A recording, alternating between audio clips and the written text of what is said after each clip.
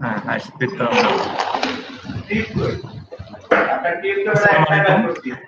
দেশে এবং বিদেশে যেখান থেকে আজকের এই অনুষ্ঠান দেখছেন, রূপসী বাংলা টেলিভিশনের সমসাময়িক বিষয় নিয়ে শো দেশব্যাপী কোটা আন্দোলন। আজকে অনুষ্ঠানের সঞ্চালনায় রয়েছে আমি আলী আশরাফ আখন্দ। আমার সাথে রয়েছেন বিশিষ্ট অপরাধ বিশ্লেষক ও গবেষক ইকবাল মাহমুদ চৌধুরী, রয়েছেন ডাক্তার আরিফ মোর্শেদ খান, সহযোগী অধ্যাপক কুমিল্লা মেডিকেল কলেজ, রয়েছেন মোহাম্মদ শহীদুল্লাহ পিস, অতিরিক্ত বাংলাদেশ শিক্ষক ইউনিয়ন।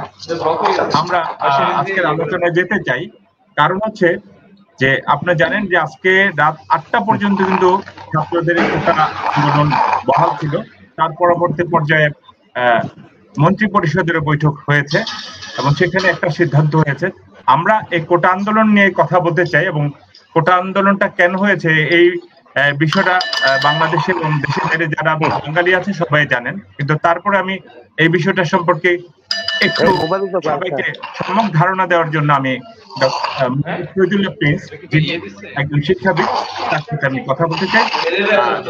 আপনি কিছু কোটা আন্দোলন নিয়ে এই বিষয় নিয়ে বিস্তারিত একটু বলেন। প্রিন্স, আপনি আমাদের একটু বলেন যে কোটা আন্দোলনটা কখন শুরু হয়েছিল এবং কেন কতদিন পর্যন্ত চলছিল? ধন্যবাদ আলী আশরাফ আখন্দ। এই কোটা বিরোধী আন্দোলন আজ থেকে 4-5 বছর আগেও একবার এই কোটা বিরোধী আন্দোলন হয়েছিল এবং শিক্ষার্থীদের সেই আন্দোলন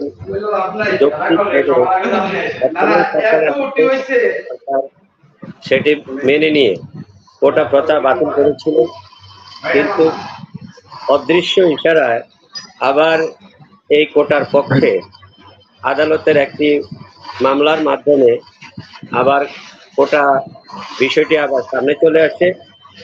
আসলে স্বাধীনতা 50 বছর পরে এখন আদৌ এই কোটার প্রয়োজন আছে কিনা এটা এখন ভেবে দেখার সময় এসেছে। আসলে বর্তমান যুগ প্রতিযোগিতার বিশ্বব্যাপী এখন কম্পিটিশন। এই কম্পিটিশনের যুগে এখনো যদি কোটা দিয়ে কোন সরকারি চাকরির ক্ষেত্রে মেধাবীদেরকে অবরুদ্ধ করে রাখে, একজন সচেতন নাগরিক হিসেবে আমি মনে করি এটা ঠিক নয়। কারণ এই পরিবর্তিত বিশ্বে, বিশ্বায়নের এই যুগে, কম্পিটিশনের এই যুগে এখন মেধাবীদেরকে এগিয়ে দিতে হবে, যাতে সরকারি চাকরি হোক, যে কোনো কম্পিটিশনের ক্ষেত্রে একজন প্রতিযোগীর বা একজন নিয়োগ প্রার্থীর সর্বপ্রথম তার যে বিষয়টি বিবেচনা আনা উচিত সেটি হচ্ছে মেধা। কারণ মেধা ছাড়া যদি আমরা এভাবে কোটাভিত্তিক বিষয়টি অব্যাহত রাখি, তাহলে অদূর ভবিষ্যতে অতীতের ন্যায় আমাদের প্রশাসনে যে দুর্বলতা রয়েছে বা থেকে গেছে, বা যেই দুর্বলতার সুযোগ নিয়ে প্রশাসনিক ক্ষেত্রে অনেক অপ্রত্যাশিত মেসেজ, সংবাদ বা ঘটনা ঘটতে আমরা দেখছি।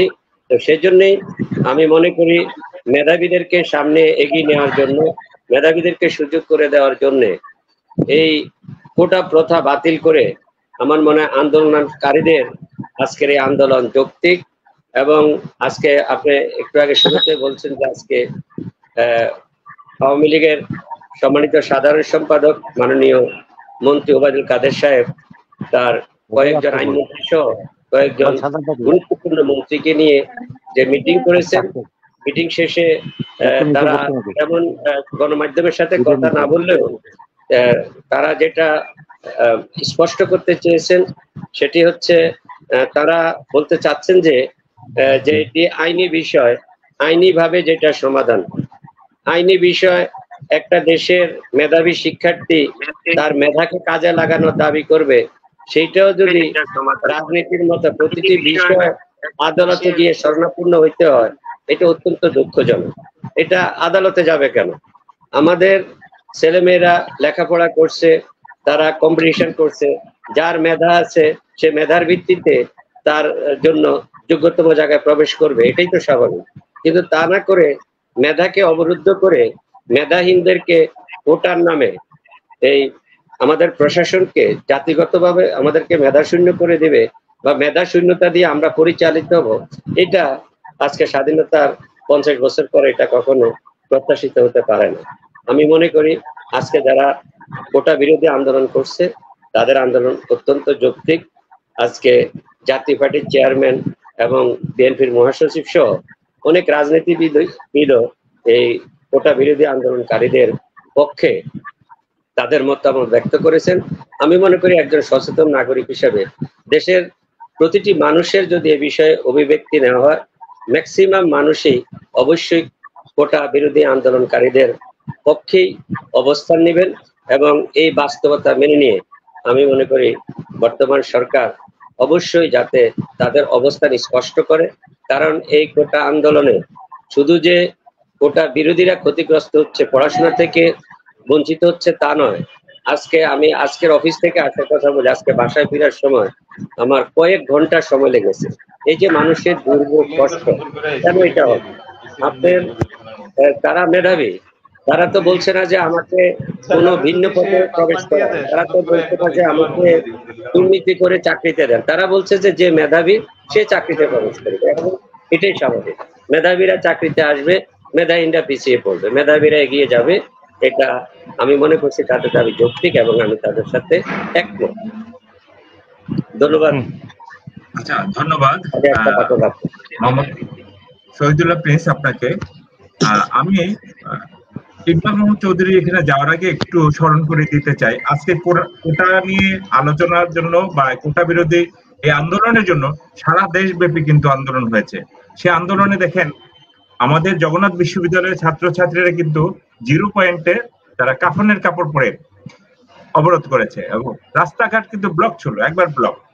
এবং আপনার আমাদের একজন বীর মুক্তিযোদ্ধা চলচ্চিত্র অভিনেতা সোহেল রানা কিন্তু এই কোটা বিরোধী আন্দোলনের সাথে তারা কিন্তু একমত পোষণ করেছেন। সে কিন্তু তাদের সাথে মত দিয়েছেন, হ্যাঁ এইটাই হওয়া উচিত। আচ্ছা, সে কিন্তু একজন বীর মুক্তিযোদ্ধা এবং এদেশের মানুষ তাকে চেনে একজন চিত্রনায়ক বা প্রযোজক হিসেবে। তারপরে জাহাঙ্গীরনগর বিশ্ববিদ্যালয়ের ওরা ঢাকা রিকা মহাসড়ক অবরোধ করেছিল, ঢাকা বিশ্ববিদ্যালয়ের শাহবাগ মোড় অবরোধ করেছে, যে জন্য সারাদিন জনদুর্যোগ ছিল ঢাকা শহরে। বরিশাল বিশ্ববিদ্যালয়ে কুয়াকাটা মহাসড়ক অবরোধ করেছে। এদিক থেকে কুমিল্লা বিশ্ববিদ্যালয় কুমিল্লা এবং চট্টগ্রাম মহাসড়ক অবরোধ করেছিল। জগন্নাথ বিশ্ববিদ্যালয় ছিল 0 পয়েন্টে এবং আপনার সায়েন্স লাইব্রেরি ছিল ইডেন কলেজ এবং ঢাকা কলেজের ছাত্রছাত্রীরা। ফলে ঢাকা মহানগর ছিল সম্পূর্ণ অচল। একই সাথে সারা দেশের সড়ক মহাসড়ক কিন্তু অবরুদ্ধ ছিল। এই যে দেশব্যাপী কোটা আন্দোলনের কারণে মানুষের জনদুর্ভোগ হয়েছে, এটা কিভাবে নিচ্ছেন এবং এটা কিভাবে দেখা উচিত? আমি ইকবাল মাহমুদ চৌধুরীর সাথে একটু কথা বলতে চাই এবং তিনি জানাবেন আজকে এই কোটা আন্দোলনের বিষয় নিয়ে তার অভিমত। ধন্যবাদ মাননীয় সঞ্চালক এবং প্রিন্স ভাই। Arif, Dr. Arif is in operation, that is why he is blind. আমি এখন বলতে যাচ্ছি স্বাধীনতা সংগ্রাম হচ্ছে 1971, now it is 2024, তো ডিস্টেন্স হলো 53 ইয়ার্স। এখন যেই লোক স্বাধীনতা সংগ্রাম জয়েন করছে উনি তো ডেফিনেটলি ম্যাচিউর ছিলেন, 18 অ্যাবাভ ছিলেন। এটা তো মাহমুদ আলম মান্না না যে আমি স্বাধীনতা সংগ্রামে যোগ দেয় নাই কিন্তু চিল্লাচিল্লি করতেছি। মাহমুদ রহমান মান্না কিন্তু ফ্রিডম ফাইটার না, তিনি কিন্তু উপযুক্ত ছিলেন ফ্রিডম ফাইটার যাওয়ার জন্য, তিনি করেন নাই। এখন আমার কথা হলো এই স্বাধীনতা সংগ্রামে যদি 18 বছরের একটা লোক যুবক যদি মুক্তিযোদ্ধা থাকে, তার প্রেজেন্ট এজ ইজ 71, 71 বছর। এখন উনি যদি 25 বছরে বিয়ে করে বা 30 বছরে বিয়ে করে তাহলে 71 হলে তার 41 বা 39 বছরে একটা বালক থাকার কথা, বালক না বয়স্ক লোক থাকার কথা। তো মুক্তিযোদ্ধার সন্তান তো আমি কনিষ্ঠ মুক্তিযোদ্ধার হিসাব করে মুক্তিযোদ্ধার সন্তান তো আমি পাই না। সন্তান তো এখন তো মুক্তিযোদ্ধার সন্তান যারা, তাদের জন্য যে কোটা সিস্টেমটা আছে এটা রিভাইভ করার প্রয়োজন আছে। ওইটাই তো বলতেছি বন্ধুর সাথে একটা সাউন্ডটা কে দিচ্ছে, একটু মিউট করে দিলে ভালো হয়। এখন কোটা সিস্টেমকে যদি আমরা চিন্তা করি তাহলে ইয়াংগেস্ট ফ্রিডম ফাইটারের বাচ্চার বয়স মিনিমাম হওয়ার কথা 40 to 41। জি, এখন আর যারা ওল্ডেস্ট ছিল তাদের তো কথাই নেই, someone has died in the graveyard, এবং অনেক আছে যে তাদের বয়সে বার্ধক্যের জন্য তারা হয়তো ইয়ে করতে পারতেছে না। তো আমার কথা হলো এটাকে রিভাইভ করার দরকার। আর প্রিন্স ভাই বলছে যে আদালত কেন যায়, যখন কোটা আন্দোলনকে 18 সালে ইভিক্ট করছে বাই দ্য কোর্ট, খারিজ করেছে, বাতিল করেছে, যখন যাদের স্বার্থ বিরোধী হয়েছে তারা কি ছেড়ে দিবে? যাদের স্বার্থ বিরোধী হয়েছে তারা তো ছেড়ে দিবে না। দেখতে পাচ্ছি যে ডক্টর এম আরিফ মাহমুদ খান উনি কিন্তু অপারেশন থিয়েটার থেকে আমাদের সাথে জয়েন করেছেন। আমরা কিছুক্ষণ পরে তার বক্তব্য শুনবো, কিন্তু ইকবাল মাহমুদ চৌধুরী আপনি আপনার বক্তব্য উপস্থাপন করবেন। আচ্ছা ঠিক আছে, আরিফ ভাই যদি একটু সাইলেন্ট করে দেন, তাহলে মিউট করে রাখেন, তাহলে কথা বলতে ভালো হবে। জি, আমার কথা হলো এখন যে আরিফ ভাইয়ের যে প্রিন্স ভাই যেটা বললেন কেন আদালতে যাবে, যাদের স্বার্থ বিরোধী হচ্ছে তারা definitely they will seek for opportunity. Opportunity সুযোগ হলে তাদের কি এদেশের রাইট আছে সবাই কোর্টে যাওয়া, আদালতে যাওয়া, সিটিজেন অফ দ্য কান্ট্রি, এটাতে কোনো অপশন নাই, তো করবে। গেছে তারা, আদালত তাদের এটাকে এখন রায় দিছে, কাউন্টার রায় দিছে, হাইকোর্ট গেছে, সুপ্রিম কোর্ট গেছে কিনা জানি না, অ্যাপিলেট ডিভিশন যাইছে, যাবে, সিস্টেমেটিক হইতে গেছে। এখন প্রশ্ন হলো কোর্টে যদি রায় দেয়, কোর্টে যদি চলে যায়, এখন এটার বিরুদ্ধে যদি প্রশাসনিক যন্ত্র কেউ যদি এটার বিরুদ্ধে কোনো কিছু বলে, ভার্ডিক্ট দেয়, তাহলে এটা কিন্তু একটা সাবজুডিস এবং এটা অফেন্সিভ হয়ে যায়, এটা আমাদের সবাই জানা আছে। এখন প্রশ্ন হলো যে যেটাই ফর্মুলেট করুক, অ্যাবাভ অল রাষ্ট্র ইজ দ্য ওভারঅল রেসপন্সিবিলিটি, এটাতে কোনো শর্টকাট নেই। Country head or country is the responsibility. মাননীয় প্রধানমন্ত্রী চায়না যাওয়ার আগে দিয়েও 2-3 দিন ধরে বলছে কোটা সিস্টেমে, বলে আমরা তো কিছু করি নাই, এটা court has given the decision, it is not আস। এটা উনি সত্য কথাই বলছেন।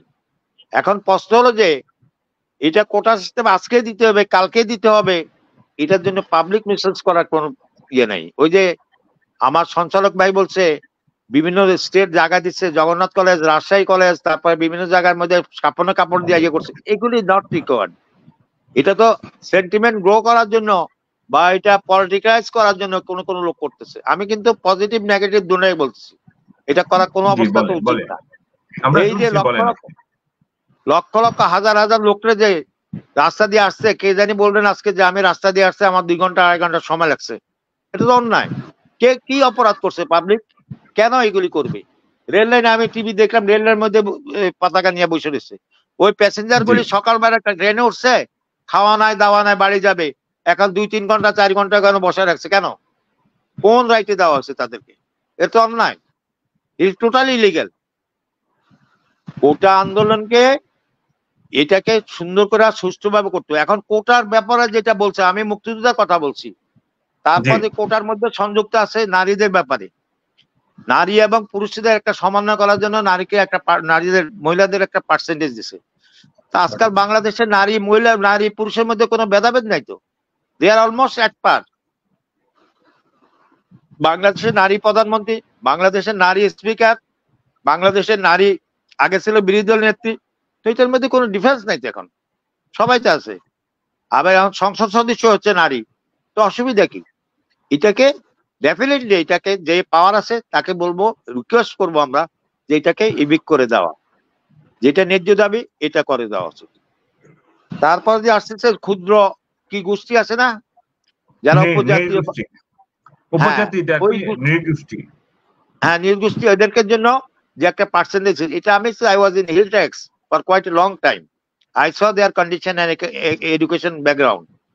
আসলে তাদেরকে যদি বলা হয় তাদের এডুকেশন করে না, তারা সবচেয়ে কিন্তু দে হ্যাভ ইমপ্রেশন আর অ্যাটিটিউড টুয়ার্ড দ্য এডুকেশন।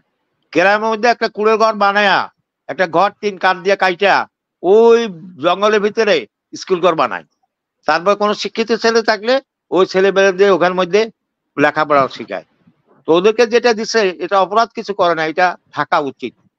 এদেরকে সমাজের মধ্যে এক পা তুলে আনা উচিত। আমাদের হেটেরোজেনিয়াস পিপল আছে, মাল্টি ডাইমেনশনাল লোকজন আছে, যে উপরে head of the country or administrator the country, তার অনেক হেডেক আছে। এটা না আমার কোটা দিতে হইব, আর শিক্ষক সমিতি বলছে স্কেল দিতে হবে, যে যায় তারে দিতে হবে, এটা তো কোনো মাপ নাই। তো চাইতে তো সব চাবে, কিন্তু আমাদের কতদূর সামর্থ্য আছে সেটা একটা বিবেচনা আবশ্যক। যার যার লেভেলে ম্যাচুরিটি দিয়ে চিন্তা করা উচিত, সমাজ গোষ্ঠী রাষ্ট্রকে চিন্তা করা উচিত। আমরা যে খরচ করতেছি, একটা ছাত্রদের কোটা দিয়ে চাকরি দিবে, তাদেরকে দরকার তো মোটিভেশন করা। প্রথমে চাকরি দিয়ে দেশের সেবা করবে না নিজের সেবা করবে, চাকরি দিয়ে জাতির সেবা করবে না জনগণের সেবা করবে, কার পয়সা দিয়ে খাচ্ছে? It is the tax out of the revenue of the poor people. It is the tax money of the poor people. তাদের বাংলাদেশে সমাজের মধ্যে তিনটা শ্রেণী, হাইলি প্রোফাইল এবং হাই প্রফিটেবল এডুকেশন তারা নেয়। একটা হলো don't take it otherwise if someone is there, একটা হলো ডক্টর, সেকেন্ড হলো ইঞ্জিনিয়ার, থার্ড হলো লয়ার। ইকবাল ভাইকে একটু ইন্টারাপ্ট করতে পারি? হ্যাঁ, ইকবাল ভাইকে একটু ইন্টারাপ্ট করতে পারি? না, বলেন বলেন। আমরা কোটাকে জিরো পর্যায়ে নিয়ে আসার কথা বলি নাই, আমরা বলছি যে কোটা প্রথা যদি 56 to 60% হয়, তাহলে সেখানে মেধাবীদের স্থান কোথায়? যে মুক্তিযোদ্ধার কথা বলেছেন, আমি আপনার কথা বলতে আসছি, আই গট ইউর পয়েন্ট, আপনার কথাটা আমি বুঝছি, আমি আসবো আপনার কথাটা, আমি আসবো definitely, I have this point at the back of my mind. আপনি যেটা বলছেন কোটা সিস্টেম থেকে টোটালি কোটা সিস্টেম জিরো করতে না, আপনি বলছেন কোটা থাকবে। আমি তো দুইটা উদাহরণ দিলাম, একটা মুক্তিযোদ্ধার কথা বললাম, থাকবে পিছিয়ে পড়া জনগোষ্ঠীর জন্য থাকবে, যে নারীদের জন্য, কিন্তু এটা যদি অ্যাবাভ 50% হয়, সেক্ষেত্রে মেধাবীদের উপরে অনেকটা ইনজাস্টিস, এবং মেধাবীদেরকে যাতে পিছিয়ে না রাখা যায়। কারণ দেশকে আপনার যদি প্যাট্রিয়টিজম থাকে, দেশপ্রেমে উদ্বুদ্ধ হয়, তাহলে মেধাবীদেরকে তো আগে জায়গা করে দিতে হবে, মেধাবীরা এগিয়ে আসতে হবে, মেধাবীদেরকে জায়গা দিতে হবে। কারণ মেধাবীদেরকে যদি আমি জায়গা না দিয়া কোটার মাধ্যমে আপনার কোটা পূর্ণ করি, তাহলে তো সেখানে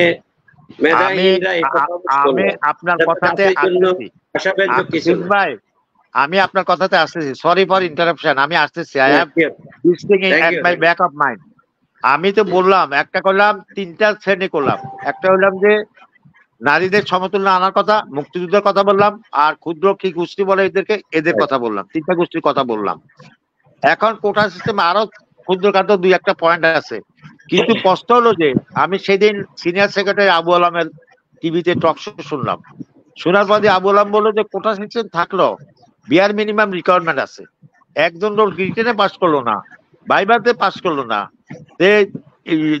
আসলো না, তারপরে তার রাখবে কেমনি? এটা কোটা মানে মুখস্থ একজন লোকে, তুমি এতে আসছো মুক্তিযুদ্ধের সন্তান, তোমাদের দিয়ে দিব, you are not qualified for the written exam, viva or anything দিয়ে দিবে, এটা তো হওয়ার কথা না, হয় না, এটা হয় না সিস্টেম। এটা পাবলিক সার্ভিস কমিশনার বলতে পারে তাদের what is the system of them. এটা আমি সাজেস্ট করবো, বিয়ার মিনিমাম এডুকেশন এবং যে কোয়ালিটি স্ট্যান্ডার্ড দরকার, সেটা মেজারমেন্ট দিয়ে তারপরে যখন রেজাল্টটা আপডেট করবে, তখন কোটা সিস্টেম যদি করতে পারে। এখন দেখা যাচ্ছে একটা মুক্তিযোদ্ধার সন্তান কোটা দিয়ে তারা এম্বারাস করলো, একাডেমিক সাইডে দেখালো সি ইজ থ্রো, কিন্তু ওই কোটা দিয়ে তারা আরো বিব্রত করলো। একজন মহিলাকে যদি কোটা দেয়, একটা নারীকে যদি মোটা দেয়, কোটা দেয়, তাকেও অপমান করলো যদি সে একাডেমিক সাইডে আগায় থাকে। এইগুলি আসলে চিন্তা করে সবচেয়ে শ্রেষ্ঠ হচ্ছে আমার সাজেশন, যার মেধা আছে তাকে দেওয়া হোক, ডোন্ট কনসিডার এনিথিং। তবে এটা চলে আসছে ট্রেডিশনাল কাস্টম, এবং এটা রিকোয়ারমেন্ট অর্থ সামাজিক, কতগুলি রিকোয়ারমেন্টও আছে। মুক্তিযোদ্ধারা এই দেশের মধ্যে স্যাক্রিফাইস করছে, তবে এটা 53 বছরের বয়সে মুক্তিযোদ্ধা, এখন তাকে শুনছি মুক্তিযোদ্ধার সংখ্যা অনেক, এটা সরকার জানে, সরকারের সার্ভে জানে, জানে, আমি তো বলতে পারবো না 2 লাখ না 2.5 লাখ আছে শুনছি আমি, 2.5 লাখ 3 লাখ। সরকার যদি they can justify this thing, it is their matter, it is not my matter, এটা দেয়ার ম্যাটার। বাট মুক্তিযোদ্ধার সন্তানকে কতদূর পর্যন্ত দিবে সেটা একটা প্রশ্ন আছে, দেয়ার ইজ কোশ্চেন, যে এটা কি মুক্তিযোদ্ধার সন্তান দিবে না সন্তানের সন্তান। আবার মুক্তিযোদ্ধার সন্তানের সভাপতি হলো মেহেদী সাহেব, মেহেদী, একজন মেহেদী আছে মুক্তিযুদ্ধ, মেজর ইকবাল আবার আমার নাম বদনাম করলো, সেটা না, আমি যেটা যুক্তিসঙ্গত সেটাই বললাম, মুক্তিযোদ্ধা যেটা যুক্তিসঙ্গত সেটাই বললাম। এখন একটা সার্টেন লেভেলে দেওয়া উচিত, এরপর দেওয়া উচিত না। লেখাপড়া জানলো না, ইন্টারমিডিয়েট পাস করলো, ডিগ্রি পাস করলো না।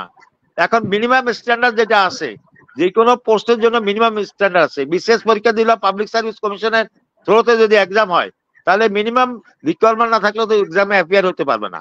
অ্যাপিয়ার হতে হবে, রিটেনে কোয়ালিফাই করতে হবে, ভাইভাতে কোয়ালিফাই করতে হবে। দেয়ার আফটার যখন ফাইনাল সিলেকশন হবে তখন বলবো যে এই কোটার মধ্যে এই হয়েছে, এটা দিবে। ওইটা তো মেধাবী সিস্টেমে হচ্ছে আমি যতটুকু জানি, ইফ আই এম রং। এখন কত হলো কোর্টে গেল কেন সেটাও চিন্তা করা বিষয়। কোর্টে কে গেছে? ওই আপনার ছাত্র আন্দোলনকারী ছেলেরা না, আর কোর্টে গেছে যাদের জন্য এফেক্ট হচ্ছে, তারা ভাবে তারা কোর্টে গেছে, তাদের তো বাধা দিতে পারবেন না। এদের সবার তো দায়িত্ব আছে, কোর্টের অধিকার আছে। তবে জন দুর্যোগ এবং করার জন্য কেউ একটা বাহাবাদা আসছে না। আমি কোন রাজনৈতিক দলের সমর্থক না।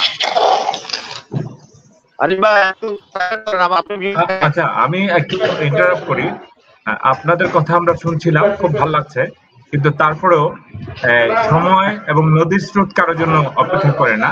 আমরা এমন একটা সময়ে এই টক শোটা করছি, সমসাময়িক ঘটনা যখন ঘটছে, যখন দেশের মানুষ এবং সারা বিশ্ব তাকিয়ে আছে আমাদের এই বিষয়টা নিয়ে, সেই সময় আমরা যখন টক শোতে শুরু করেছি কাজ, সেই সময় কিন্তু আমাদের সাথে সহযোদ্ধা ডাক্তার আরিফ মোর্শেদ খান তার রোগীর সেবা নিয়ে ব্যস্ত, কিন্তু তারপরেও তিনি জি গুরুত্ব দিয়ে উনি আমাদের সাথে অ্যাটেন্ড করেছেন। উনি এখনো সেই জায়গা থেকে, তার সেবার স্থান থেকে আমাদের সাথে কথা বলতে প্রস্তুত আছেন। আমরা আপনাকে স্বাগত জানাচ্ছি আমাদের রূপসী বাংলা টেলিভিশনে। কোটা পদ্ধতি নিয়ে আপনাদের তো অনেক কিছুই বলার ছিল বা বলার থাকে, কারণ যেহেতু আপনারা মেধাবীরাই কিন্তু আজকে ডাক্তার হয়েছেন, আপনারা প্রফেসর, আপনারা কিন্তু আবার এখানে ডাক্তার তৈরি করবেন। আপনার সেই তৈরি করা ডাক্তারই কিন্তু আবার এই দেশের জনগণের সেবা করবে। তো এই মুহূর্তে আপনি নিজেও কিন্তু রোগীর সেবা দিচ্ছেন, সেখান থেকে আমি আপনার সাথে কথা বলতে চাই এবং আপনাকে আমরা সংযুক্ত করেছি অপারেশন থিয়েটার থেকে। তো আপনি যদি এই কোটা পদ্ধতির বিষয়টা নিয়ে একটু খোলাখুলি বলেন, আমরা উপকৃত হই এবং জনগণ উপকৃত হয়। জি, ধন্যবাদ। এই বিষয়টা একটু বলেন যদি। হ্যাঁ, ধন্যবাদ সঞ্চালক ভাই। আজকের এই রূপসী বাংলা টিভি থেকে এই অনুষ্ঠানে অংশগ্রহণ করতে পারে আমি অত্যন্ত আনন্দিত। আমি আপনাদের কথা শুনছিলাম, আমি একটু অপারেশনে ছিলাম, তো এখন আমি একটা ইন্টারভেল নিয়েছি, যেহেতু আমার অপারেশন আপাতত শেষ। কানের একটা অপারেশন আছে, কানের পর্দা লাগানো, সেটার জন্য রোগী রেডি করছে। আমি আশা করছি এই ফাঁকে মোটামুটি কথা বলতে পারবো। ওটার ব্যাপারে প্রথম কথা হচ্ছে যে আপনাকে একটা মেরিটোক্রেসি সোসাইটি অংশ হতে হবে, আইদার অর আপনি হবেন একটা অ্যান্টি মেরিটোক্রেসি সোসাইটির অংশ। তো এখন আমাদের যে অবস্থা, আমরা কিন্তু একটা অ্যান্টি মেরিটোক্রেসি সোসাইটির মধ্যে পড়ে গেছি। আমি অন্য জায়গায় যাব না, আমি প্রথমে যদি শুরু করি যে বিসিএস পরীক্ষায় মনে করেন যে প্রথম 10 জন বা 15 জন তারা ফরেন অ্যাফেয়ার্সে যায়, মানে জেনারেল ক্যাডারে। যেটা আমার ছোট বোনের হাজবেন্ড, সেও ফরেন অ্যাফেয়ার্সে আছে, সে 3rd হয়েছিল বিসিএস পরীক্ষায়। তো এখন আপনি যদি মনে করেন যে প্রথম 10 জন কোর ছাত্রছাত্রীকে আমরা নিব, যারা বিশ্বের মাঝে বাংলাদেশের foreign affairs, international relationship and also similar all issues they will deal.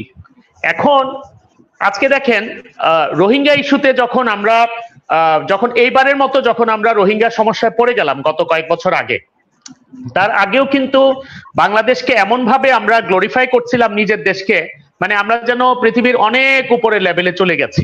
কিন্তু পরে যখন রোহিঙ্গাদেরকে বাংলাদেশে ঢুকপুশ করা হচ্ছে, তখন দেখা গেল যে across the world not even a single country was with us. সারা পৃথিবীর একটা দেশও আমাদের পক্ষে নাই, whereas the issue was wholly an injustice to Bangladesh. বাংলাদেশের প্রতি একটা বিশাল ইনজাস্টিস ছিল যে এই যে রোহিঙ্গাদেরকে বাংলাদেশে পাঠিয়ে দেওয়া হচ্ছিল। Not even a single country across the world. Why it happened? What's about our foreign affairs? What's about our foreign policy makers? কিন্তু আপনি দেখেন মেধাবী ছেলে মেয়েরা ফরেন অ্যাফেয়ার্সে গিয়েও তারা কথা বলার সুযোগ পায় না, because they are controlled by so called politicians, they are controlled by so called people coming up from other cadres. প্রশাসন থেকে একজন চলে আসলো যিনি এমবেসি বানানটা ঠিক মতো লিখতে পারেন না। আমি এমন একজনকে পেয়েছি এমবেসি বানান ডাবল এস এর জায়গায় সিঙ্গেল এস দিয়েছে। আমি কোন কথাটা বলতে যাচ্ছি যে whenever you do not maintain the quality that you are supposed to have, it will happen.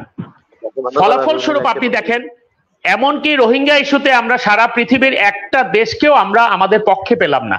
such a disappointment, such a মানে on such a ridiculous issue, এমন একটা দুঃখজনক ইস্যু যেখানে বাংলাদেশ পুরোপুরি ক্ষতিগ্রস্ত এবং মিয়ানমারের পুরো কাজটাই ছিল 100% অন্যায়।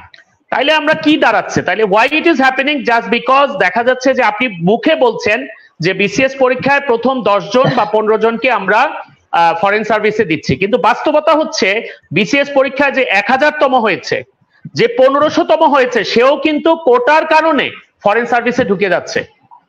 এখন একটা ছেলে প্রথমবার বিসিএস দিয়ে 1000তম হোক, ইট ডাজন্ট ম্যাটার, কিন্তু যে ছেলে 3 বার বিসিএস দিয়েছে বা 4 বার বিসিএস দিয়েছে, সে যদি 1000তম হয়, তার অর্থ হচ্ছে he is a very ordinary student, and you are letting the most ordinary student to discuss with America, discuss with UK, discuss with India, discuss with China as to what your foreign policy should be and how are you going to gain benefit for your country and thereby having a good position of your country. It is impossible. আপনি তৃতীয়বার চতুর্থবার পরীক্ষা দিয়ে যে ছেলে 1000তম হয়, ওই ছেলেকে দিয়ে আপনি কখনোই আশা করতে পারেন না যে আপনার ফরেন মিনিস্ট্রির সত্যিকার অর্থে উপকার হবে। আর তারপর তো আছেই এই যে অ্যান্টি ম্যারিটোক্রেসি সিস্টেম, আপনি ঠুস করে পুলিশ থেকে একজন পুলিশের retired IGP, you are just awarding him with being the ambassador of a certain country, of ambassador of Bangladesh in a certain country. Why? Does he have any experience to be an foreign policy maker? একজন ইউনিভার্সিটির VC কে আপনি award দিয়ে দিচ্ছেন যে ঠিক আছে ভাই তুমি ওই দেশে গিয়ে বাংলাদেশের অ্যাম্বাসেডর হয়। ওয়াই? কেন রে ভাই? ফরেন মিনিস্ট্রিতে যে ছেলে 15 বছর কাজ করেছে, 20 বছর কাজ করেছে, 25 বছর কাজ করছে, আর they not qualified enough to be the ambassador of Bangladesh? Why should someone from the police? Why should someone from the university? Why should someone from the BCS admin cadre? Why? তো এই যে আপনি কোটার নামে এবং এইসব কিছুর নামে যে প্রকৃত মেরিটোক্রেসি সোসাইটি তৈরি করছেন না, এরই কারণে আমরা বারে বারে যেমন ইন্টারন্যাশনাল পলিসিতে ধরা খাচ্ছি, ফরেন পলিসিতে ধরা খাচ্ছি, বারবার আমরা সিকিউরিটি ইস্যুসে ধরা খাচ্ছি, আমাদের হোম অ্যাফেয়ার্সে ধরা খাচ্ছি। The only reason is that so called quota system and not letting the meritorious students to come across the big positions. আর এখন তো দেখলেন এপিএসসি তে যে পরিমাণ দুর্নীতি এবং নকলবাজি, মানে কি যে অবস্থা, মানে এগুলো বলার অবকাশ রাখেন। এখন এই সমস্যাগুলো কিন্তু সবাইকে একসাথে ক্ষতিগ্রস্ত করে। কারণ হচ্ছে একটা ছেলে যখন পড়তে গিয়ে দেখে যে পড়ার তার উৎসাহ পায় না, যে আমি তো প্রথম সুযোগে 100 জনের মধ্যে আমি 44 জনের মধ্যে আমাকে থাকার জন্য চিন্তা করতে হবে, কারণ আমি 56 জন আমার কন্ট্রোলের বাইরে, তখনই তো তার মনটা ছোট হয়ে যায়, সে আর কি পড়াশোনা করবে। কিন্তু সে 100 জনের জন্য যখন সে প্রতিদ্বন্দ্বিতা করবে, তখন তার মনে একটা সাহস থাকে যে হ্যাঁ, আই হ্যাভ সাম অপরচুনিটি। আমার এখনো মনে আছে, আমার এক বন্ধু খুব প্রমিজিং একটা স্টুডেন্ট, সে ফরেন সার্ভিসে, ডাক্তার থেকে ফরেন সার্ভিসে শুধুমাত্র পরীক্ষা দিয়েছে। তখন তাকে পরীক্ষার সময় বলা হলো যে সে যে ভাইবা বোর্ডে দিচ্ছিল, তখন উনি বললেন যে তুমি তো অবশ্যই খুব ভালো ছেলে, কিন্তু তুমি তো বুঝতে পারছো যে তোমার মাত্র 44% সম্ভাবনা ফরেন সার্ভিসে যাওয়ার। তখন সে বললো যে জি স্যার, আমি এই বাস্তবতাটা জানি, but that's very disappointing and it should not be, because আপনি বাংলাদেশের সবচেয়ে ভালো ক্রিম ছেলে মেয়েদেরকেই আপনি পাঠাবেন সারা বিশ্বের কাছে, সো দ্যাট দে হ্যাভ মানে একটা সেরকম একটা কন্ট্রোলিং অথরিটি থাকতে হবে, so that they can talk for Bangladesh, they can represent your own country. এটা পলিটিক্যাল ছেলে পেলে দিয়ে হবে না। এটা সারা বছর যে ছাত্র দল বা ছাত্রলীগ করেছে জয় বাংলা জয় বঙ্গবন্ধু বলে চামচ নিতে হবে না। মানে I am going to interrupt you. আপনি দুইটা জিনিস বলছেন, একটা বলছেন রোহিঙ্গা ইস্যু, অ্যানাদার ওয়ান বলছেন কোয়ালিফিকেশন অনুসারে অ্যাম্বাসেডর হয় না কেন, ফরেন সার্ভিসে তাদেরকে দেয় না কেন। তো রোহিঙ্গা ইস্যুটা বলেই, রোহিঙ্গাকে আপনি যেটা বলছেন, আমাদের হাইলি কোয়ালিফাইড লোক থাকলে ফরেন সার্ভিসে রোহিঙ্গা ইস্যুটাকে সেটেল করতে পারবে না, কারণ এটা হচ্ছে স্ট্র্যাটেজিক্যাল এবং জিওপলিটিক্স ইজ ইনভলভ। এখানে অনেক কিছু, রোহিঙ্গা মায়ানমারে মেইন হলো বুদ্ধিস্ট ডমিনেটেড। 2012 সালে একটা ওই যে কিসে মন্দিরের মধ্যে 2টা মেয়ে র্যাপ নিয়ে হিন্দু এবং মুসলমানদের ধরে এভিক্ট করছে, সেই সময় মালয়েশিয়াও গেছে, ইন্দোনেশিয়া গেছে, সৌদি আরবে গেছে রোহিঙ্গা রিফিউজিরা। আর রোহিঙ্গা ওয়াজ রিপেট্রিয়েটেড ইন 1948 এবং সেই সময় ছিল দিদান বার্মা প্রভিন্স ছিল। আমি আপনি আই এম সরি আপনি ইতিহাসে যাবেন না, প্লিজ প্লিজ ইতিহাসে যাবেন না। we have to live in our present world.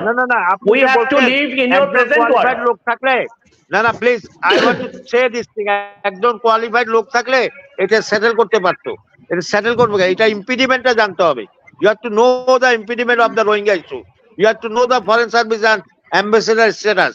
এখন একটা অ্যাম্বাসেডার বললেন ফরেন সার্ভিসে পাস করা, সে চলে যাবে এখানে অ্যাম্বাসেডার। একজন ambassador is the state minister of the country. He is hosting his flag on his কার, এবং সে কারে পতাকা দিয়ে উড়ে। সে কিন্তু ইয়ে না, ইট is the country representative and ambassador of the country. He is the দূত যেটা বলে। এখন তার স্ট্যাটাস আপনি বলে একটা বিসিএস করে পাস করে এডিশনাল সেক্রেটারি বা সেক্রেটারি গেছে, তো sub secretary went to ambassador as ambassador. যেমন ওই যে জার্মান অ্যাম্বাসেডর কে আছে জানি, আর যিনি ওই যে ইয়ের সময় জেল কাটছেন কিসের জন্য, ওই যে একজন অ্যাম্বাসেডর তার পরিচিতি জানান রাষ্ট্রপতির কাছে।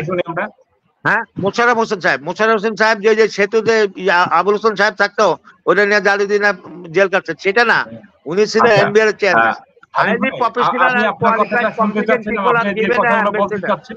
একটু যদি বলেন, আমি ডক্টর মোর্শেদ খান সাহেবের সাথে একটু কথা বলছি। আরিফ ভাই আপনি একটু বলেন তো, আপনি কি বলতে চাচ্ছেন, আমরা একটু স্পষ্ট করে শুনি আপনার কথাগুলো। রাইট না ঠিক আছে, ওই প্রসঙ্গটা তো গেলই। মানে আমি বলছি যে একজন অ্যাম্বাসেডর কিন্তু তার পরিচয়টা কার কাছে দেন? বাংলাদেশে যখন কোন দেশের অ্যাম্বাসেডর আছেন, তিনি কিন্তু প্রথমে বঙ্গভবনে গিয়ে প্রেসিডেন্টের কাছে তার পরিচয় পত্র দেন।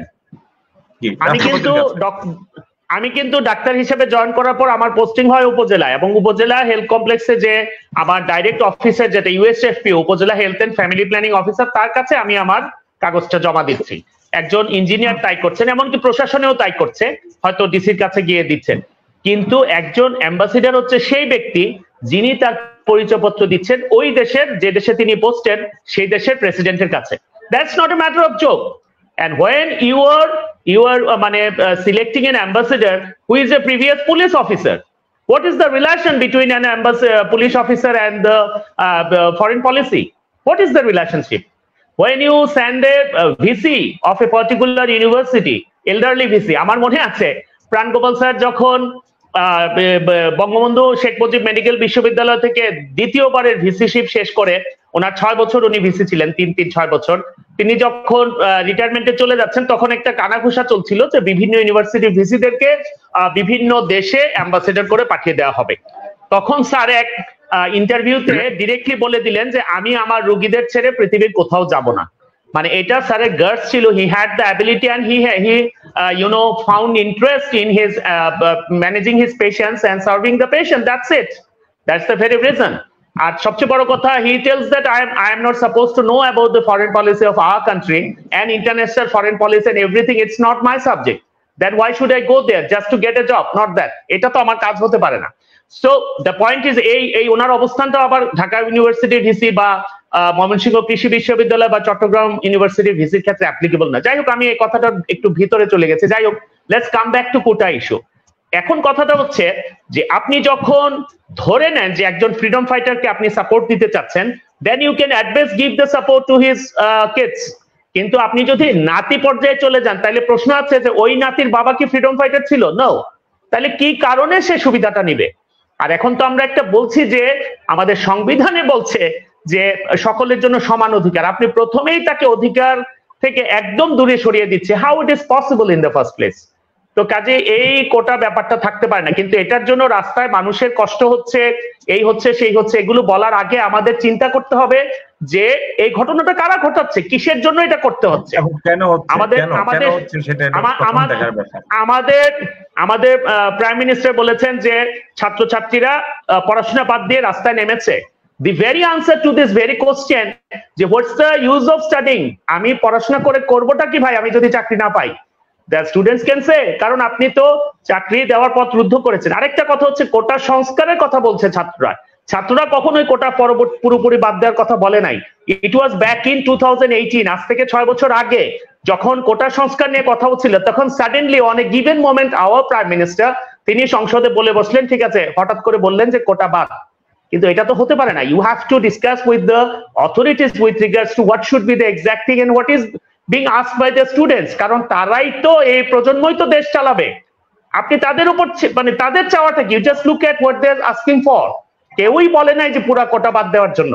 কাজে পুরা কোটা যখন আপনি বাদ দিয়েছেন, এখন নতুন প্রবলেম তৈরি করে এখন আপনারাই আবার বলছেন যে কোটা বাদ দেওয়ার ফলে মহিলারা কম চাকরি করে। আরে ভাই, মেডিকেল কলেজে তো মেয়েদেরকে 6 লাখ হয়ে গেল, এখন মেয়েরা পড়াশোনা করে, ছেলেরা মোবাইল নিয়ে ব্যস্ত, খেলাধুলায় ব্যস্ত, গল্প গুজবে ব্যস্ত, সন্ধ্যার পর ছেলেরা রাস্তায় বেরিয়ে যায়, পড়াশোনা করে না। মেয়েরা পড়াশোনা করছে, ঘরে থাকছে। মেয়েরা এমনিতে আমাদের মেডিকেল কলেজগুলোতে আমরা মেয়েদের হল বানাইতে গিয়ে আমাদের কষ্ট হচ্ছে। ছেলেদের হলে জায়গা খালি, মেয়েদের হলে জায়গা নাই, মেয়েরা হল রুমে থাকছে। তো কাজে এইখানে যেখানে উপর্যুপরি মেয়েদের ইট ইজ অ্যাবাউট 60-40 আর কোন জায়গায় 70-30 যেখানে মেয়েদের সংখ্যা, মানে উচ্চশিক্ষার ক্ষেত্রগুলোতে যেখানে প্রতিযোগিতামূলক পরীক্ষার মাধ্যমে ছেলে মেয়েদের জায়গা করে নিতে হচ্ছে, সেখানে তো মেয়েদের জন্য কোটা বলা তার মানে it is unrealistic with regards to the understanding of how the students are studying and distribution of sex distribution in terms of ছেলে পেলেদের পোস্ট গ্রাজুয়েশনের কথা যদি আমরা চিন্তা করি, এটা হচ্ছে একটা আনরিয়ালিস্টিক ব্যাপার। আর কোটা দিতে হলে আমরা মুক্তিযোদ্ধা পর্যন্ত যাব, অবশ্যই বড় জোর তার তার পরবর্তী প্রজন্ম পর্যন্ত। আর যেহেতু এটা ভেরি মাচ কোশ্চেনেবল, যেখানে প্রথম আলোতে আসলো যে 50, 52, 55 বছর বয়সের মুক্তিযোদ্ধা পাওয়া যাচ্ছে, এখন মুক্তিযোদ্ধা সার্টিফিকেট বিক্রি হচ্ছে। So what's the point talking about this freedom fighters? তারা কি এইসবের জন্য যুদ্ধ করেছেন? যে মুক্তিযোদ্ধার নাতি নিজেকে যোগ্য করে তোলার জন্য যুদ্ধ করতে পারে না, নিজেকে পড়াশোনা করে চাকরির জন্য প্রস্তুত করতে পারে না, যার নানা বা দাদা যুদ্ধ করে দেশের জন্য প্রাণ দিয়েছেন বা দেশের জন্য কাজ করেছেন, সেই নাতি তো মানে কোনো মানুষ মানে কোনো কিছুর যোগ্যই না। তাকে কিসের জন্য আমরা সুযোগ দেব? কারণ তার নানা বা দাদা তো যেখানে দেশের জন্য প্রাণ দিতে পেরেছে, দেশের জন্য আহত হয়েছে, পরিশ্রম করেছে, যুদ্ধ করেছে, তাহলে সেই তুলনায় সে নিজেকে মানে দেশের সেবা দেওয়ার জন্য যোগ্য করতেই পারছে না। তাহলে কি পার্থক্য তার মাঝে? তাহলে এই লোককে কেন সুযোগ করে দিতে হবে? Why in the first place and who is asking for that? কে চাচ্ছে? Why do you make an poll? আপনারা একটা জনমত জরিপ করেন, সরকার তো ইচ্ছে করলে করতে পারে। দেয়ার আর সো মেনি, আমরা বলছি যে একটা digital Bangladesh, it's a matter of an hour. আপনি 1 ঘন্টায় জনমত তৈরি করতে পারেন যে what the students are asking, তাইলেই তো হয়। Okay, thank you. আপাতত আমার কথা শেষ, এবার একটু আগান আপনারা। জি, ধন্যবাদ। আপনার কথা আমি ইন্টারাপ্ট করব একটু। আরিফ মোর্শেদ খান, আপনাকে আপনি অনেক ব্যস্ততার মধ্যে রোগীকে রেখে আমাদেরকে সময় দিয়েছেন, এই জন্য আপনাকে অনেক অনেক ধন্যবাদ এবং অভিনন্দন। আমাদের পশ্চিম বাংলা টেলিভিশনের পক্ষ থেকে আমরা এখন ফিরে যাব প্রিন্সের কাছে। উনি হচ্ছেন অতিরিক্ত মহাসচিব বাংলাদেশ শিক্ষক ইউনিয়ন, জনাব শহীদুল্লাহ প্রিন্স। উনি একজন শিক্ষাবিদ, আমরা একটু তার কথা শুনতে চাই। যেহেতু শিক্ষা ক্ষেত্রে যারা ছাত্র, তাদের ছাত্র যারা, তারাই যখন যেহেতু এই আন্দোলনের সাথে সম্পৃক্ত, এখন তার শিক্ষক কি বলেন? ধন্যবাদ সঞ্চালক সাহেব। আমি খুব এনজয় করছিলাম আজকে। ইকবাল ভাই অত্যন্ত প্রাণবন্ত আলোচনা করেছেন, পাশাপাশি আমাদের ডাক্তার আরিফ সাহেব উনিও অনেক কথা বলেছেন। আসলে আমরা অনেকটা আজকের বিষয়বস্তু থেকে দূরে সরে গেছি। আমাদের আজকের বিষয় হচ্ছে কোটা আন্দোলনের যৌক্তিকতা। তো কোটা আন্দোলনের কথা আমরা আজকে যারা এখানে এসেছি, আমরা আসলে ব্যক্তিগতভাবে কেউ রাজনীতির সাথে সম্পৃক্ত, এটা একদম ধ্রুব সত্য। আমি ব্যক্তিগতভাবে কোনো রাজনীতি করি না। আমি শিক্ষক এবং শিক্ষকদের বিষয় নিয়ে বা শিক্ষকদের দাবি দেওয়া নিয়ে অনেক সময় রাজপথে সরব হই বা কথা বলি। তো সেই ক্ষেত্রে আমি যেটা বলতে চাচ্ছি যে আজকে স্বাধীনতার 53 বছর পরে এখন যদি আমরা এসে এখনো ভাগাভাগি করি যে 50 to 60% যদি আমরা কোটার উপর ছেড়ে দেই, অর্থাৎ বিশ্বায়নের এই যুগ এখন কিন্তু খুব কম্পিটিটিভ, সারা বিশ্বে খুবই প্রতিযোগিতামূলক অবস্থানে রয়েছে সারা পৃথিবী, এবং আমরা সারা বিশ্বে যুদ্ধের কারণে হোক যেভাবে হোক আমরা পিছিয়ে পড়েছি। আমাদের এখন আত্মনির্ভরশীল হতে হবে, আত্মনির্ভরশীল জাতি গঠন করতে হবে। সেক্ষেত্রে মেধাবীদের খুব প্রয়োজন। এটা যে শুধু চাকরি বাকরির ক্ষেত্রে তা নয়, আপনি যদি পলিটিক্যালিও চিন্তা করেন, আজকে পলিটিক্স কারা করছে, এই বিষয়গুলো কিন্তু এখন আমাদের আলোচনায় চলে আসবে প্রাসঙ্গিক। আজকে যারা রাজনীতি করছেন, কয়জন রাজনীতিবিদ এখন আগের মতো সেই মেধাবী, সেই আমাদের স্বাধীনতা আন্দোলনে যে সমস্ত রাজনীতিবিদ ছিল, তাদের যে ক্যারেক্টারিস্টিক ছিল, তাদের যে মেধা প্রজ্ঞা ছিল, তাদের যে দূরদর্শিতা ছিল, এবং কারা রাজনীতি কারা করত, সেই বিষয়গুলো কিন্তু আজকে ভাবতে হবে। এখন আমরা স্বাধীনতার এত বছর পরে এসে এখন বিশ্বায়নের এই যুগে এখনো যদি আমরা বলি যে মেধা থাক বা না থাক এত পার্সেন্ট, আমরা কিন্তু কোটাকে শূন্যর কোটা আনার কথা বলছি। আমরা একটা বিশেষ কথা বলি, মুক্তিযুদ্ধ 53-54 বছর পরে এখন তো মুক্তিযোদ্ধার কেউ নাই। তারা তো এই 54 বছর সুযোগ সুবিধা ভোগ করেছে, অনেক স্থান দখল করে আছে। আমরা স্বাধীনতা বা মুক্তিযুদ্ধের বিরোধিতা করছি না, কারণ আপনি এখনো দেখছেন যে মুক্তিযোদ্ধা ফল সার্টিফিকেট, ইভেন একজন স্বাস্থ্য সচিবের কিন্তু জাল মুক্তিযোদ্ধার সার্টিফিকেট ধরা পড়েছে এই দেশে। এবং এখনো যারা 20,000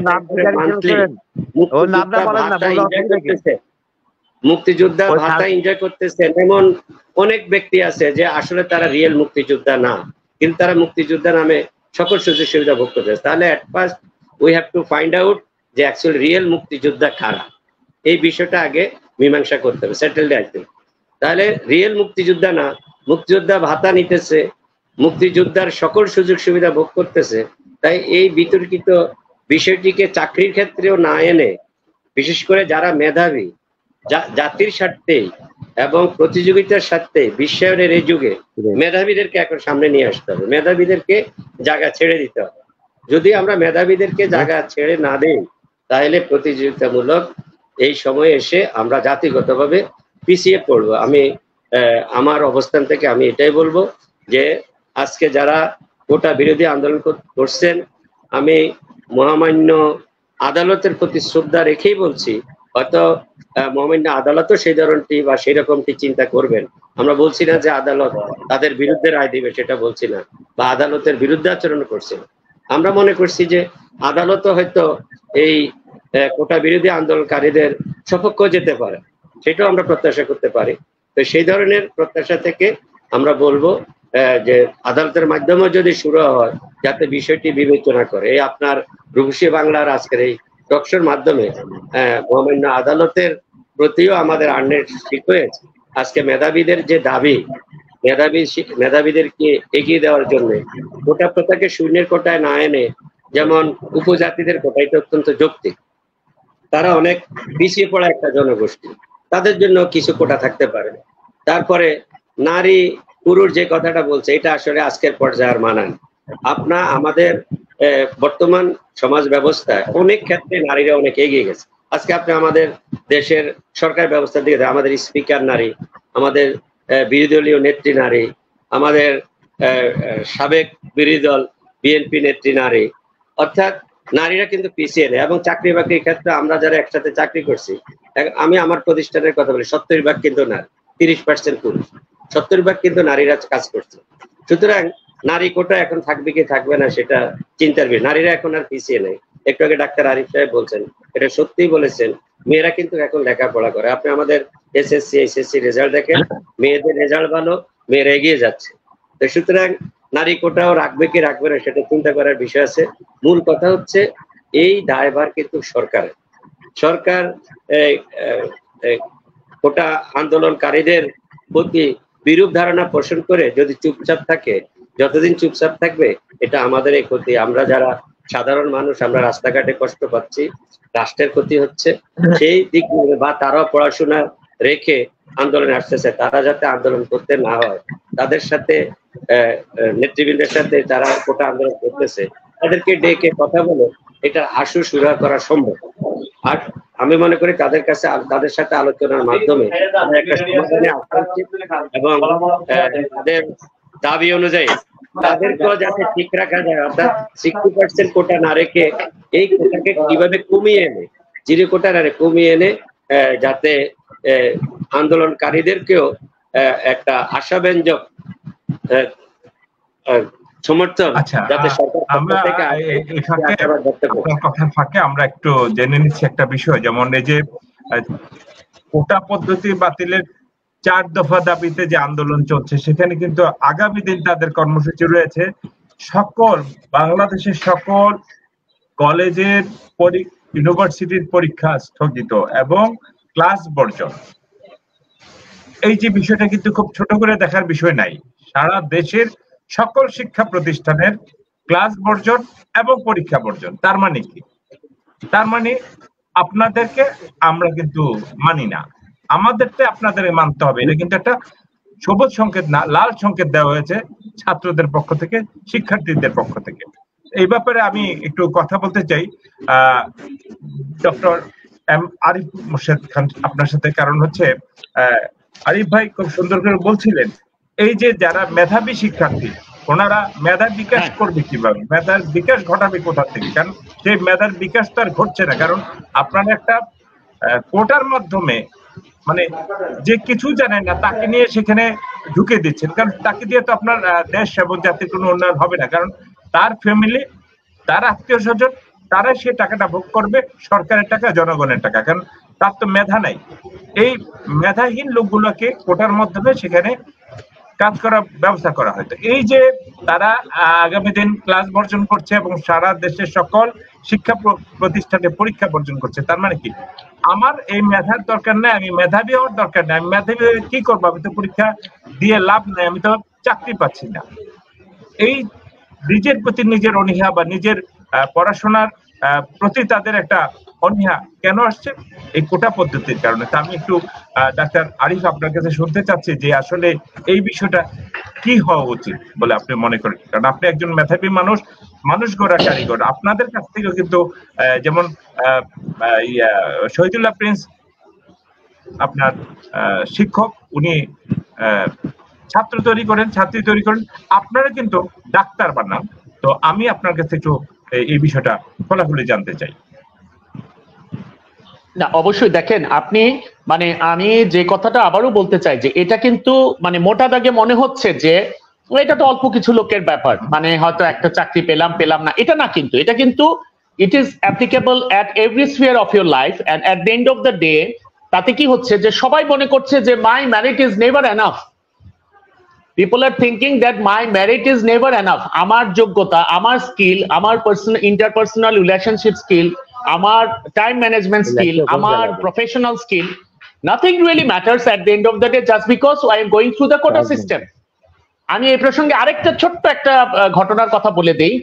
সুশান্ত পাল কোন একটা বিসিএস পরীক্ষায় তিনি প্রশাসনে বোধহয় প্রথম হয়েছিলেন, যদি আলটিমেটলি তিনি টেক্সট ক্যাডারে জয়েন করেছেন এবং কয়েক দফা তাকে দিয়ে বিভিন্ন টাকা পয়সা, বিভিন্ন ইস্যুতে তার বিরুদ্ধে অনেক কথাবার্তা হয়েছে। What ever, he is a online celebrity, তার পেজ আছে, সেখানে তিনি অনেক মোটিভেশনাল কথাবার্তা বলেন।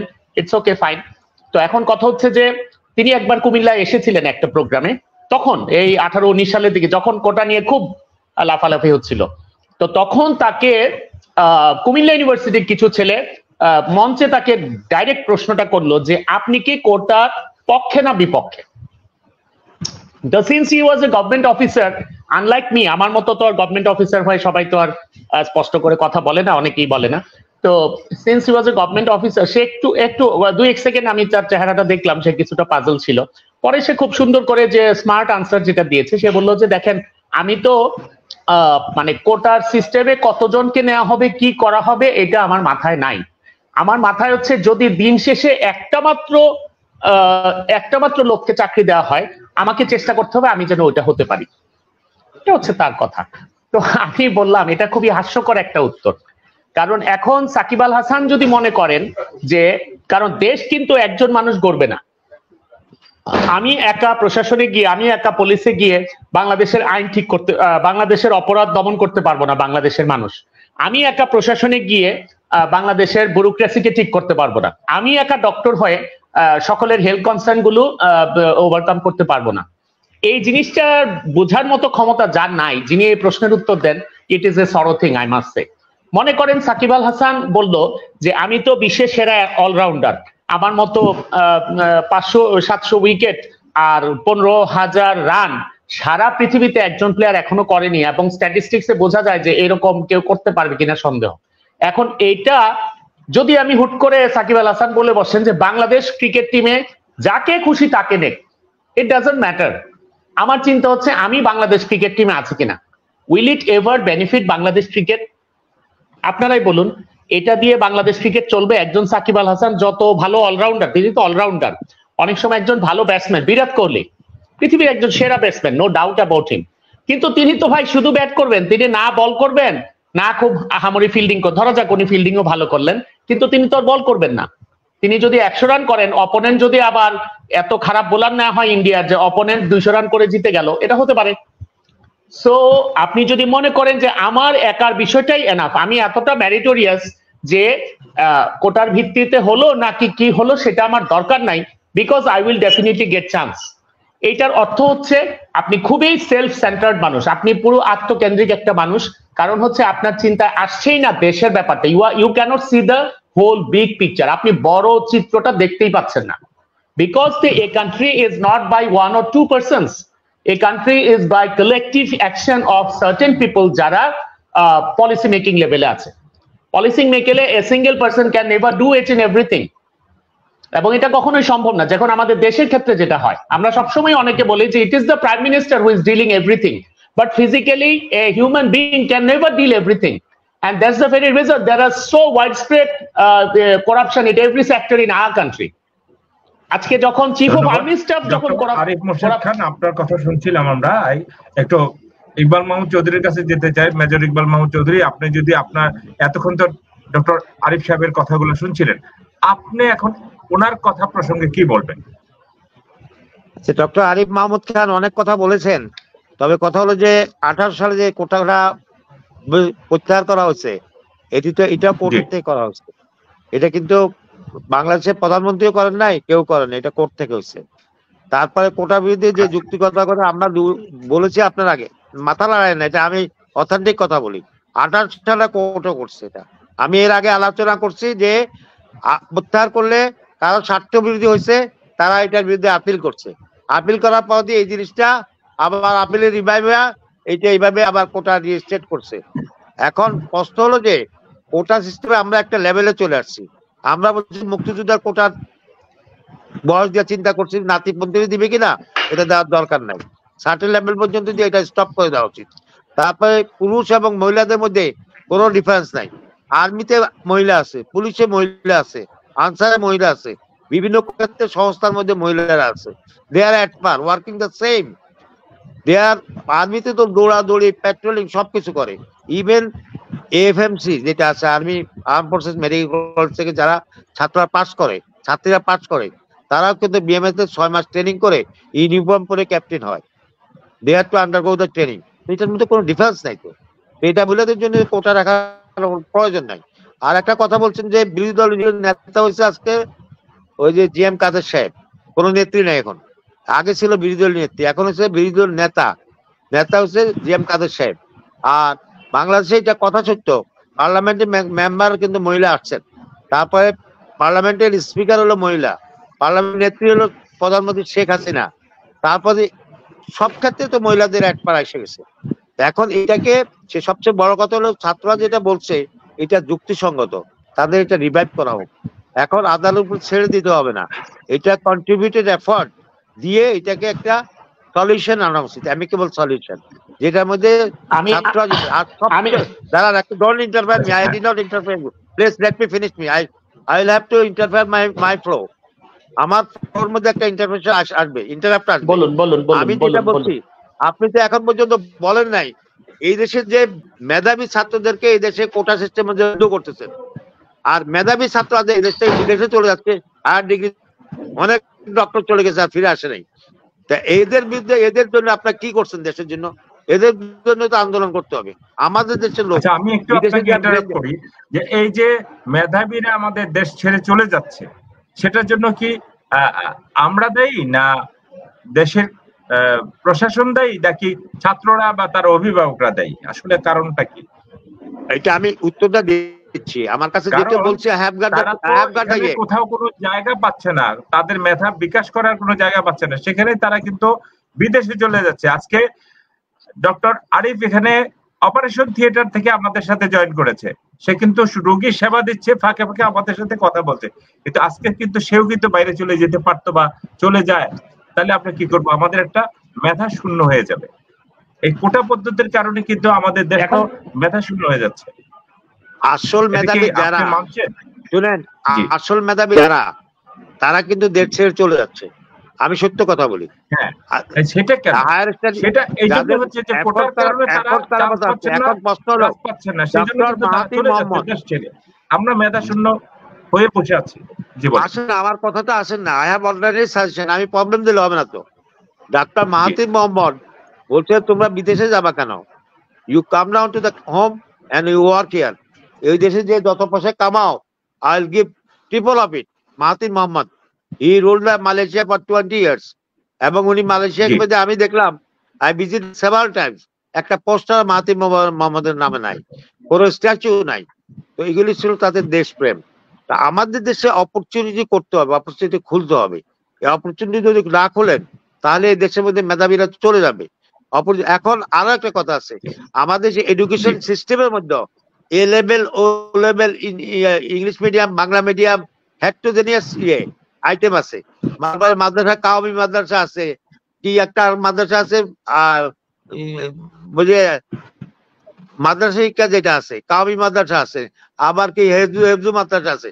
এখন আপনি মেধাবী ছাত্ররা যে ফুল ফুটার আগে দিয়ে তারা কিন্তু ডেমিনিস হয়ে যায়। এখন ঘুমের তো উঠলে পোলাপান যখন জন্ম হয়, তারপর তাদেরকে কোরআন শরীফ আর হেফজু পড়া শুরু করে। কেন পড়া শুরু করে? তাদের ফিনান্সিয়াল ওই সাপোর্ট নাই। আমাদের হাতে খুব কম সময়, আমরা খুব বেশিক্ষণ সময় দিতে পারছি না। আমি কাছে কথা বলতে চাই, তারপরে আমি একটু ডাক্তার আরিফের সাথে কথা বলে শেষ করবো। আমাদের হাতে কিন্তু অনেক কম সময়। হ্যাঁ, আচ্ছা শহীদুল্লাহ প্লিজ, আপনি যদি আপনার শেষ কথাটুকু বলেন, 1 মিনিট সময় বলেন। আমার শেষ কথা এতটুকুই, আজকে যারা কোটা বিরোধী আন্দোলন করছে তাদের দাবি অত্যন্ত যৌক্তিক এবং তাদের দাবির প্রতি শ্রদ্ধাশীল হয়ে, কারণ যাই কিছু হোক সবকিছু কিন্তু সরকারের উপর বর্তায়। আমি মনে করি সরকার এ বিষয়ে সদয় হয়ে শিক্ষার্থীদের এই যৌক্তিক দাবি মেনে নিয়ে একটা কিছু করবেন, এটা সমাধান করবে, এমনটাই আমি প্রত্যাশা করছি। ধন্যবাদ আপনাকে আপনার গুরুত্বপূর্ণ এবং সুন্দর বক্তব্য উপস্থাপন করার জন্য। আমি ডক্টর আরিফ সাহেবের কাছে আসতে চাই। আচ্ছা আরিফ ভাই, একটু বলেন যে এই যে মেধা শূন্য হয়ে যাচ্ছে আমাদের দেশ, এই বিষয়টা একটা ব্যাপার, আর কোটা পদ্ধতির কারণে আমাদের এই মেধা শূন্য হচ্ছে কিনা এটা যদি একটু আপনি ক্লিয়ার করেন।